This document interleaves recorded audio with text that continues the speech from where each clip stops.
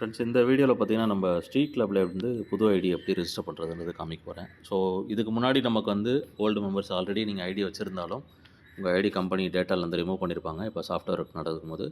So எல்லாருமே வந்து புது ஐடி ரெஜிஸ்டர் பண்ணணும்.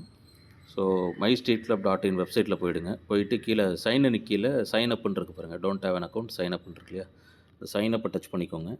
டச் பண்ணிவிட்டு உங்கள் நேம் ஃபில் பண்ணிக்கோங்க.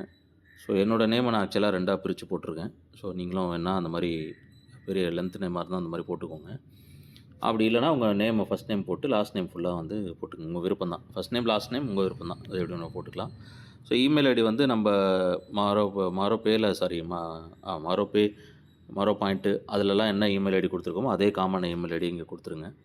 ஸோ புதுசாக வேறு எதுவும் இமெயில் ஐடி கொடுக்காதீங்க.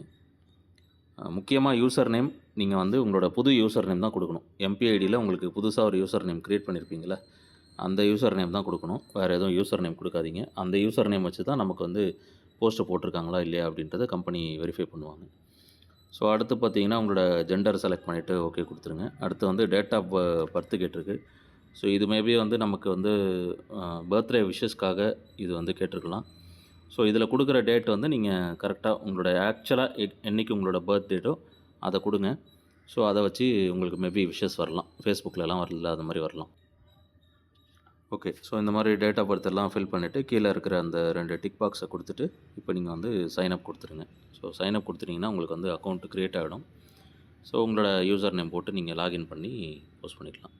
ஸோ பாருங்கள், இப்போ வந்து website is made possible by displaying online advertisement.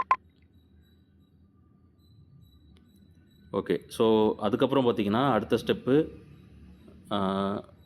Let's verify your email கேட்டிருக்கு. ஸோ இமெயில் ஐடிக்கு போயிட்டு நீங்கள் வந்து உங்களோட லிங்க்கை வந்து உங்கள் இமெயில் வந்து கரெக்டு தான் அப்படின்றத வெரிஃபை பண்ணிக்கோங்க. இங்கே பாருங்கள், எனக்கு ஃபஸ்ட்டு ஒரு மெயில் வந்திருக்கு பாருங்கள், just 1 step to get started. இந்த லிங்க்கை வந்து ஓகே பண்ணணும். ஆக்டிவேஷன் கோடுன்னு வந்திருக்கு இல்லையா, இப்போது சைன்இன் பண்ண சொல்லுது. என்னோடய யூசர் நேம் பாஸ்வேர்டு கொடுத்துட்டு சைன்இன் பண்ணுறேன்.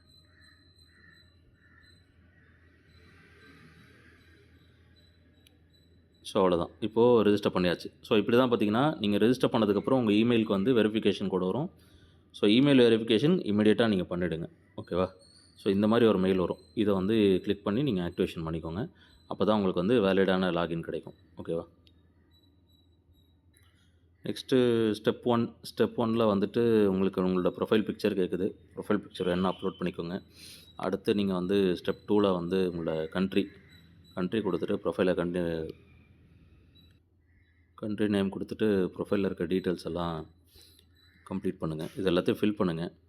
ஸோ வந்து உங்களோட சிட்டி என்னவோ, உங்களோட ஹோம் டவுன் என்னவோ அந்த டீட்டெயில்ஸ்லாம் கொடுங்க. இதை வந்து கம்பல்சரியாக கொடுக்கணுன்னு இல்லை, நீங்கள் வந்து ஸ்கிப் பண்ணனாலும் பண்ணிக்கலாம். ஓகேவா? ஸோ எல்லா டீட்டெயில்ஸ்மெல்லாம் கொடுக்கணுன்னு அவசியம் இல்லை. சேவ் சேஞ்சஸ் கொடுத்துட்டு நெக்ஸ்ட் ஸ்டெப் கொடுக்கணும். ஸோ வந்து யாராவது ஃப்ரெண்ட்ஸ் ஆட் பண்ண விருப்பம் இருக்கா அப்படின்னு கேட்டிருக்காங்க. அதுவுமே வேணும்னா நீங்கள் ஃப்ரெண்ட்ஸ் ஆட் பண்ணிக்கோங்க. வேண்டானா ஃபினிஷ் கொடுத்துருங்க. ஸோ அவ்வளோதான். இப்போ நம்ம வந்து ரெஜிஸ்ட்ரேஷன் பண்ணி முடிச்சாச்சு. ஓகேவா? ஸோ இந்த மேலே வந்து ஒரு அட்வர்டைஸ்மெண்ட் எரர் ஏதோ காமிச்சிட்டே இருக்குது, அது என்னன்னு தெரில. ஓகே, இப்போ நான் வந்து என்னோடய ரெஜிஸ்ட்ரேஷன் நான் கம்ப்ளீட் பண்ணிட்டேன். ஸோ இப்போ போஸ்ட்டு போடுறதும் எப்படின்றது பார்த்துடலாம்.